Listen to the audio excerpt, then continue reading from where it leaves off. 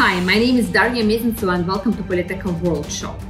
And today we have not a standard talk about the war in Ukraine, but for our audience in America, in Great Britain, in Europe, we'll analyze deeply the combat on the territory of my country, and we will compare the war in Ukraine with the other wars. And also we will understand that this war was unavoidable for Ukraine and what made the war unique for the globe. Also, we will discuss what the ending of this war can be. With us today is the Politeka analyst and the master of the journalism, Evgeny Kiselev.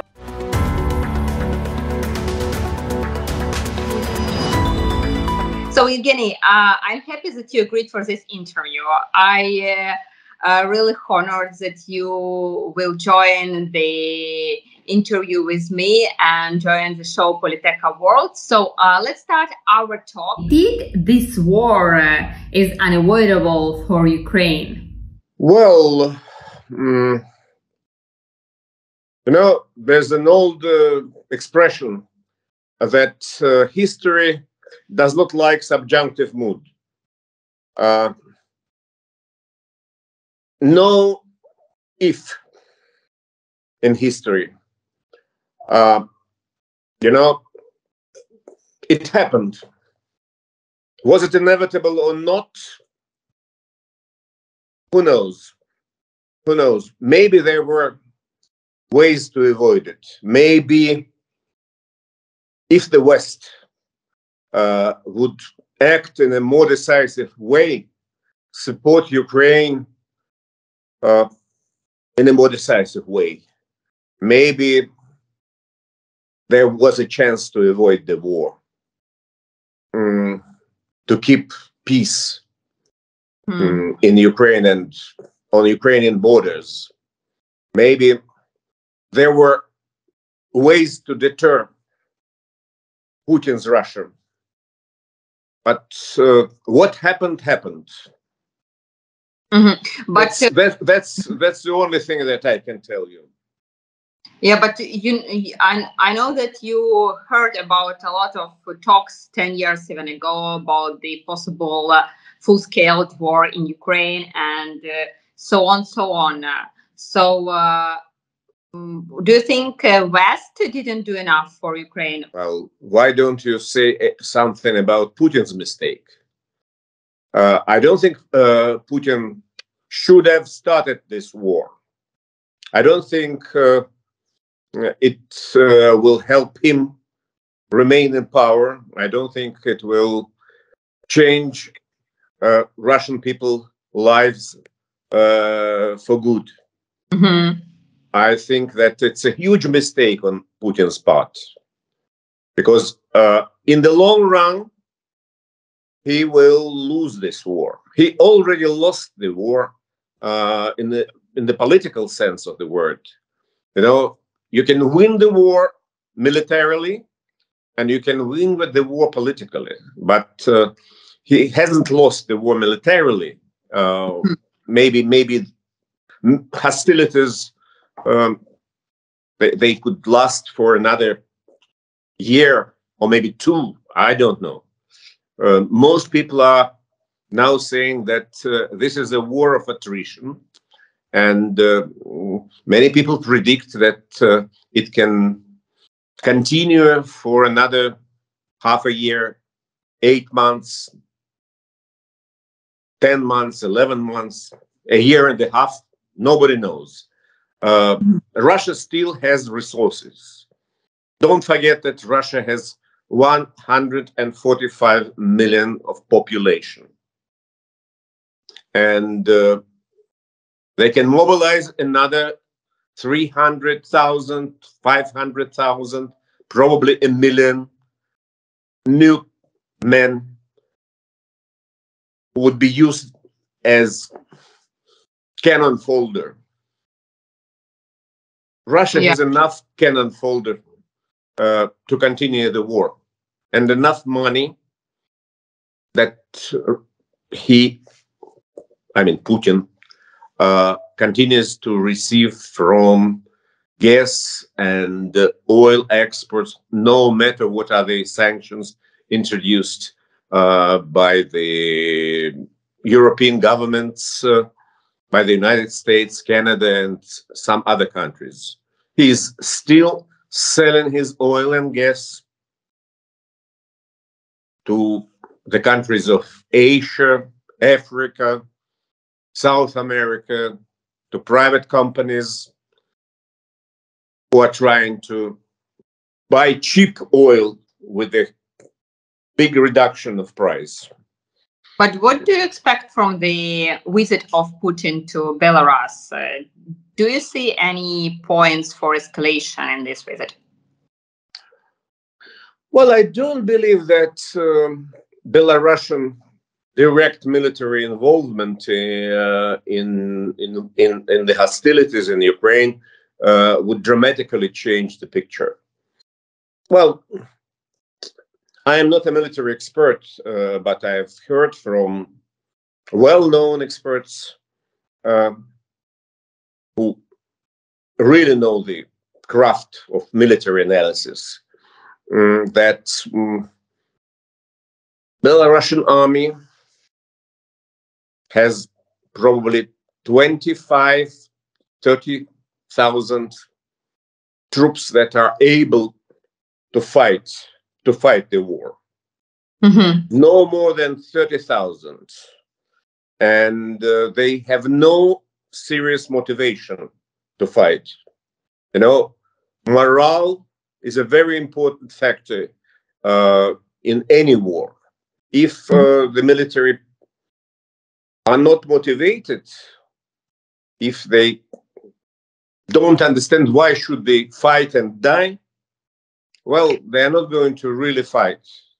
They will surrender, they will drop their weapons, they will flee from the battlefield.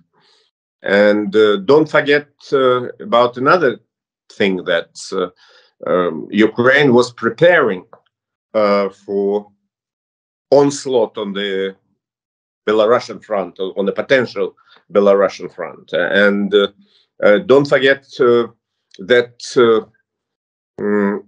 the territory near the border between Ukraine and Belarus is a difficult territory. Woods, swamps, especially during the winter, with mild temperatures like 0 Celsius, +1, +3 degrees Celsius. Well, it's a very difficult time for starting the onslaught. I don't think that it will lead to anything successful. And don't forget that Ukraine has been preparing for Belarusian attack. I think this attack, if it takes place, well, it will end in failure.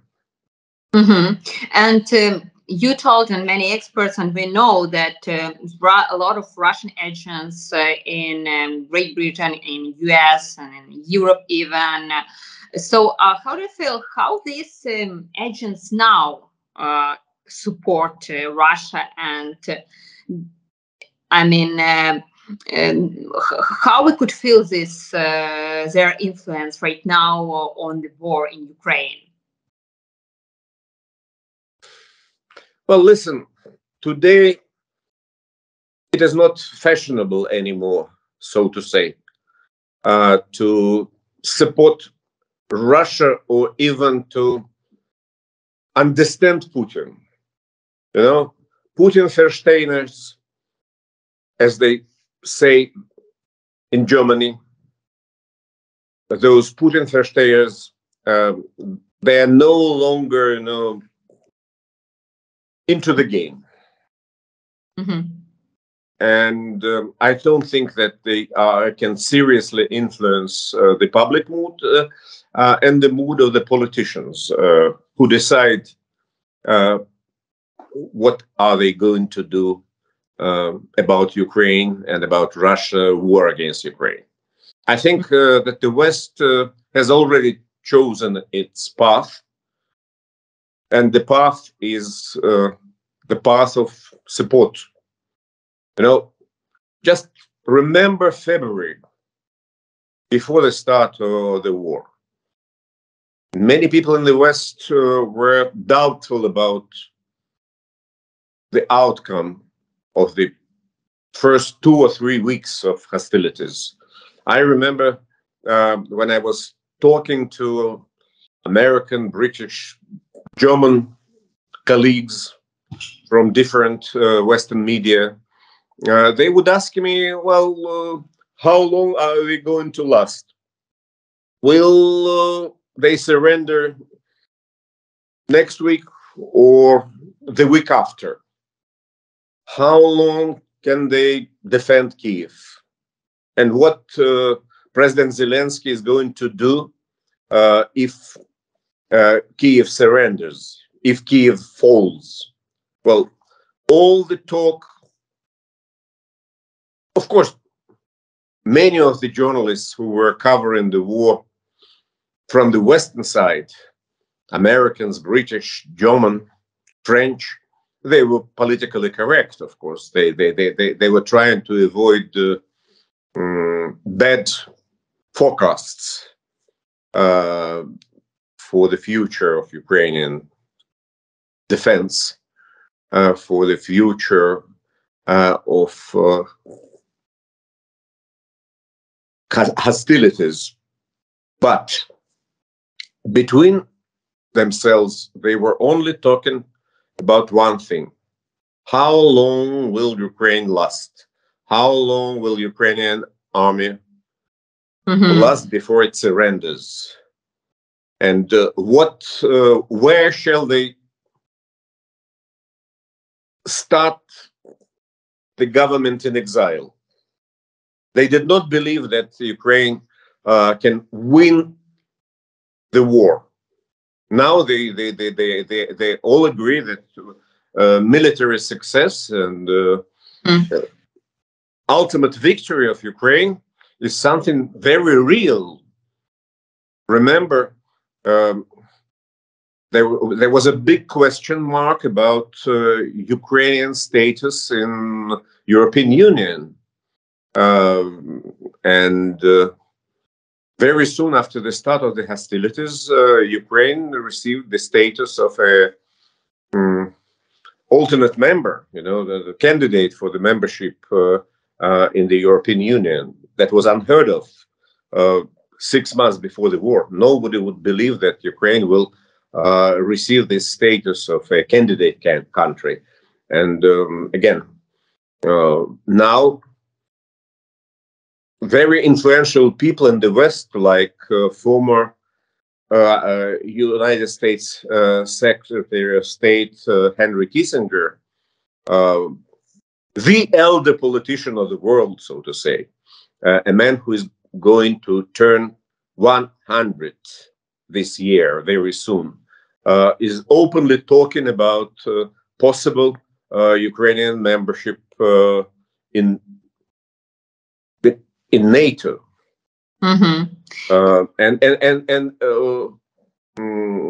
Many political observers and political scientists are, saying, well, that's a good idea, let's imagine that hostilities stop.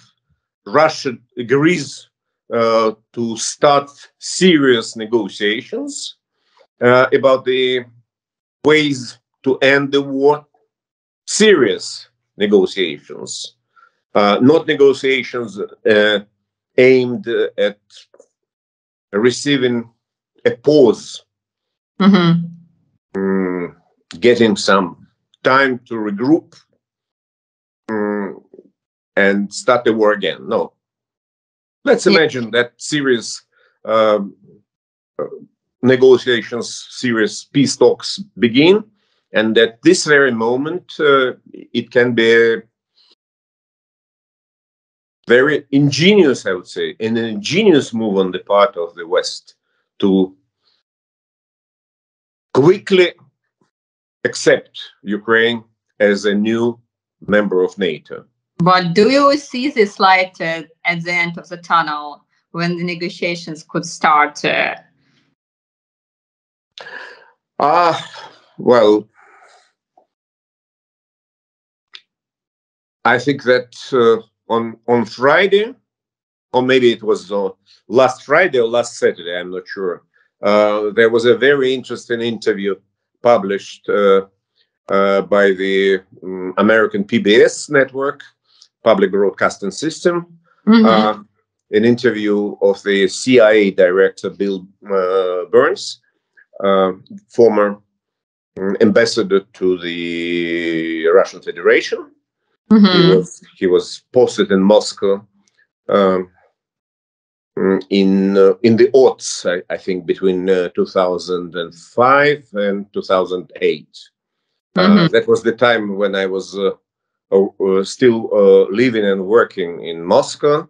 It was before I moved to Ukraine and started my Ukrainian life and Ukrainian part of my career. I personally knew Mr. Burns as a very serious diplomat and a very thorough analyst who really understood Russian mindset, Russian politics, who really understood who is Mr. Putin.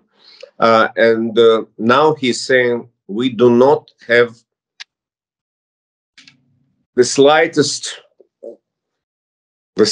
idea that Russians are serious about peace negotiations. They are not serious about it. That's his verdict, and I think we have to wait and see. I think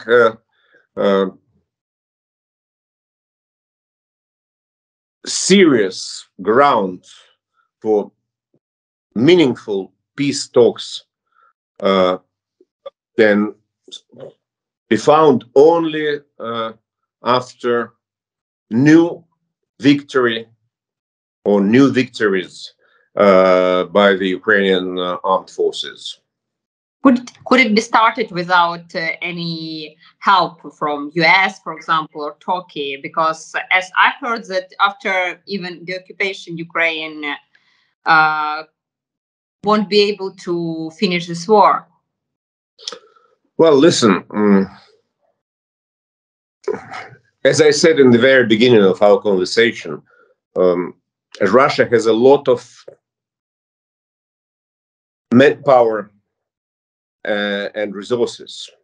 Of course, they are slowly running out of ammunition. They are running out of their missiles, cruise missiles, tanks, armored personnel carriers, etc., etc., etc. They are running out of manpower. Russian military personnel is being killed and wounded. Russia's losses are nearing 100,000 men, but they can still provide more tanks. Russian military industry continues to work. They can provide more ammunition, more tanks, more artillery, and they have enough money.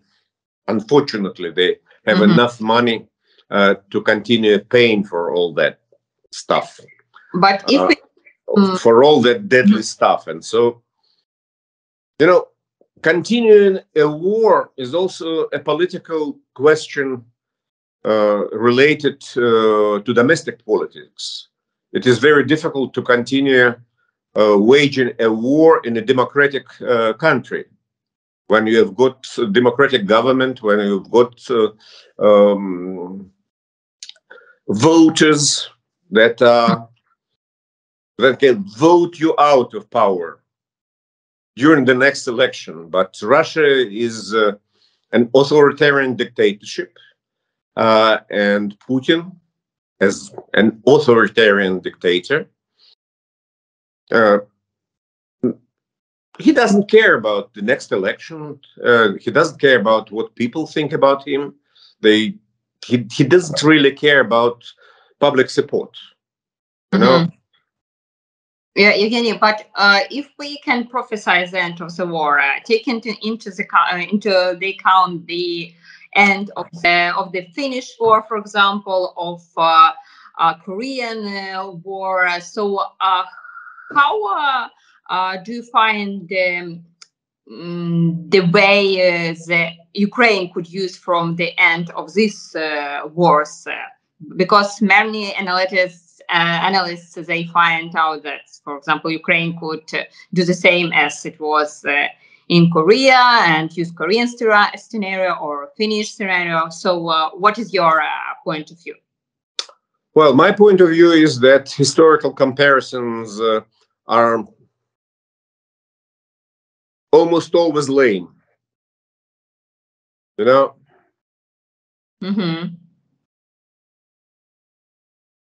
They are not correct. They are not correct, and it is very difficult to compare the situation in Korea, on Korean Peninsula, back in 1953 when the war ended, with what we are having today in Ukraine. You know, it's a different world.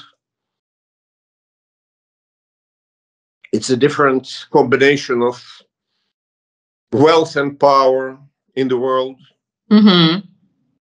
Back in 1953, Soviet Union existed, and the Cold War was in full swing, and the military power of the United States was approximately the same as the military power of the former Soviet Union. And there was no China as a big world power, because China was, China was involved in the Korean War, and China was supporting Korean North, Korean communists that were in power in the northern part of the country and fighting the pro-Western democratic, let's say it was not democratic, it was pro-Western, but definitely not democratic. The government that was in power in the southern half of the country. But it was completely different. You know, there was no intercontinental ballistic missiles at the time. Well, both powers, both Soviet Russia, Soviet Union, and the United States, they both had nuclear bombs. But those nuclear bombs could be carried only by strategic bombers. As I said, there were no ballistic intercontinental missiles. Lots of things were completely different. And remember, Stalin was still alive and in power. When he died in March 1953, hostilities ended very soon because this was Stalin's war to a large extent. This was Stalin's war, and new leaders that came to power after Stalin's death, they were no longer interested in the continuation of this war. They thought about different things. They understood that they should take care of the situation inside the country. They were involved in political struggle for power that lasted for another 3 or 4 years. And so they said to themselves, to hell with those South Koreans. They were ready. Let's imagine Putin dies tomorrow. Let's imagine that finally God Almighty will listen to the prayers of millions of people in the world, especially in Ukraine, and will agree to take Putin anywhere, to the heaven or hell, I don't know. It's up to him to decide. But I'm quite sure that immediately after that, new Russian leaders would concentrate on the political struggle inside the country. And they will find a way to end hostilities, withdraw the troops, and find a peaceful solution. That's my view. I may be mistaken, but I think that this is Putin's war. Of course, all Russian citizens, all Russian voters, they are responsible. I can't say that all of them are guilty, but all of them, there's a big difference between guilt and responsibility. So I can't say, and I'm against of accusing all Russians to be guilty of the war and the terrible crimes that were committed during the first 300 days of this aggression. But many of them, majority of them, are responsible. They are responsible for voting for Putin every 4 or 6 years. They were responsible. They are responsible because they did not protest. They are responsible because they agreed to keep silent.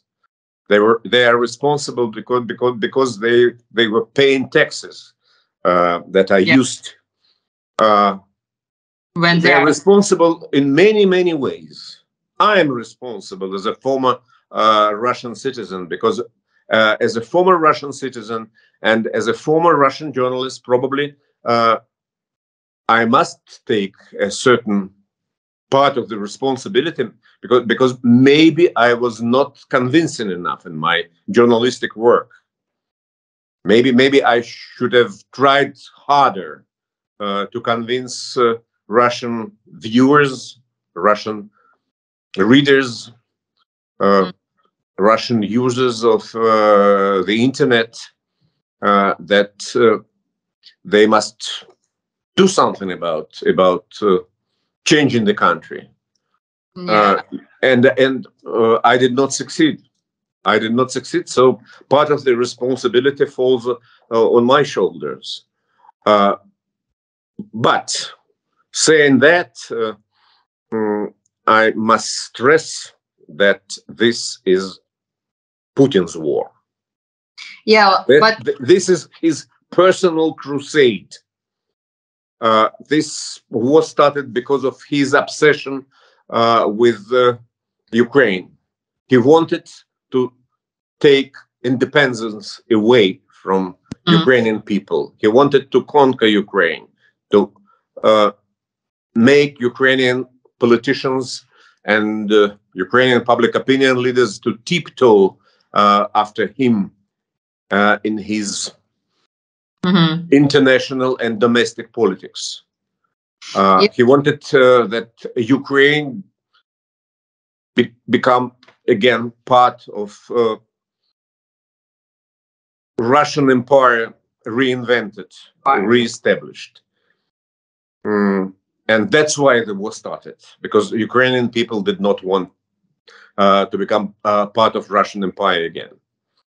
If we draw the parallels between the wars in the past, so I know some analysts compare a war in Ukraine with a war in 1941 between Russia and Germany. And we talked with you before the interview about it, and then some talked about Finnish war. So if we take into account the flow of the war in Ukraine and these wars, what similarities do you find? Well, again, I don't like, very straightforward historical So comparisons. The war in Ukraine. I don't want to draw parallels between different epochs. We are living in a different time. Okay. We are living in a different world, and I think it is completely not correct to seriously compare the war that started in 1941 when Germany attacked Soviet Union with the war that started in February this year when Russia attacked Ukraine. Of course, in both cases, the war started unexpectedly. Ukraine did not believe, or let's say, many people in Ukraine and many people in other countries, many people in the West did not believe that Putin will start this war, because the drawbacks of military aggression against Ukraine were obvious.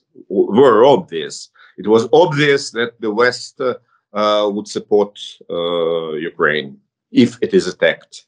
It was obvious that Russia will be sanctioned. And it was obvious that sanctions would be personal against the leaders of Putin's regime, against his cronies, and at the same time that Russian economy is going to be sanctioned. It was very easy to predict that many Western companies are going to leave Russia, that foreign investment would stop, and those companies that were active on Russian markets would withdraw, and that as a result, the GDP of Russian Federation is going to drop significantly, and that the But they were prepared for it, Evgeny. Pardon me? Where they were prepared for it. They have been preparing for that for years. Well, they were preparing militarily, but I don't think that they were prepared to the sanctions and to Western withdrawal from the Russian markets, and they were not prepared for many things that happened after the start of the war. Believe me, even very stubborn critics, very harsh critics of Mr. Putin and his policy were not prepared. Believe me, I remember I was taking part in a video conference with a number of influential opposition leaders, Russian opposition leaders that are scattered around the world. You know, I think it was the second or the third night, I'm not sure, probably the fourth night of Russian invasion. It was the night when the United States announced sanctions, and probably it was a joint announcement by the United States and their European allies. And believe me, no one, and among those opposition leaders from Russia were a number of serious economists and serious businessmen, and they were completely stunned, for example, by the fact that Russian state funds were frozen in American banks. No one expected that. Everybody was saying, no, the West will never dare to freeze Russian assets. And the West dared. And there were many things that happened later that no one was prepared for. And I think that one of the reasons for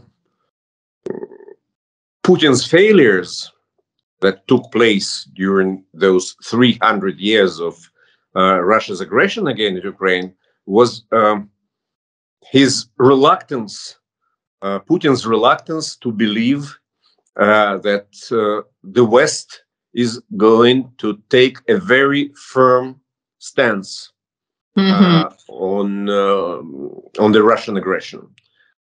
He thought of the West as a weak and scattered community of countries that will never agree to a consolidated stand on the most serious matters relating to Ukrainian situation. He really believed that, well, Germany will never agree with the United States, and France will always argue with the United Kingdom, and probably some of the countries of far Western Europe, like Portugal or Spain, or of the Southern Europe, like Italy, would abstain and say, no, no, no, we are not going to be, well, who cares about Russia? Well, Russians are good guys who are investing a lot of money in real estate, who are bringing billions of dollars by investing in our infrastructure. Russians are good guys who are traveling as tourists, bringing lots of money as tourists to our country, creating jobs, especially during the high season. So why should we fight Russia economically? Why should we support Ukraine militarily? Well, he was quite sure that a united front of Western powers against Russian aggression will never appear.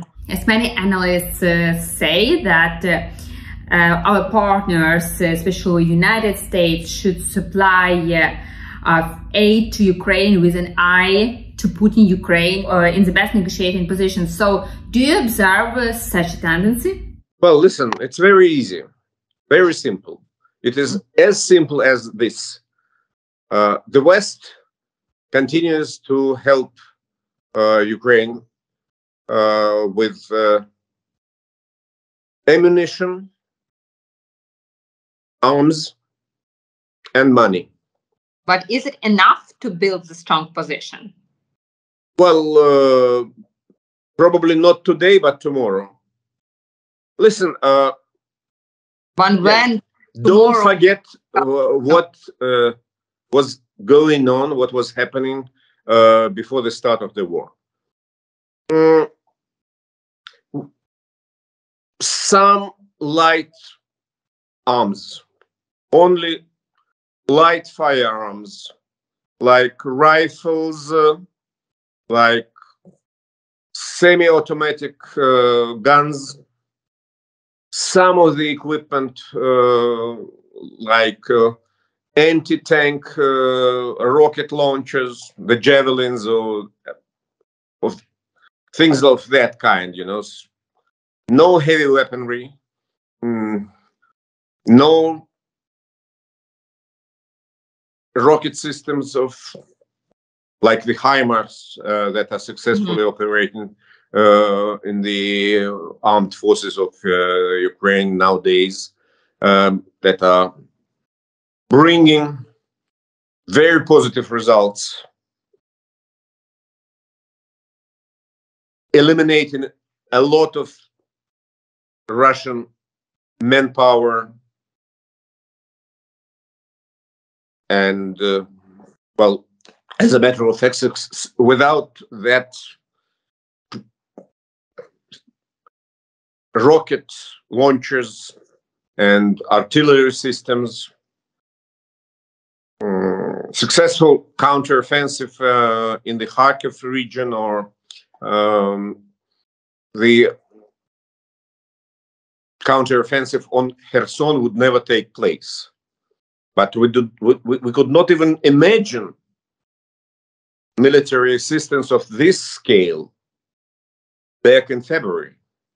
I don't think that the West is prepared to a lengthy war of attrition that could last for many months and even years. I think that the West wants and needs a more or less swift Ukrainian victory.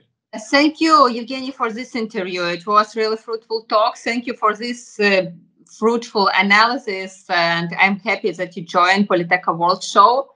So I wish you good luck in your work, and I wish you that you're back in Kiev some days after all this war or before the end. So thank you for everything you do for Ukraine. And now I observe all your talks with an experts, and this is really good thing you do for our victory. Thank you very much. Thank you. Thank you for your questions, and thank you for this opportunity to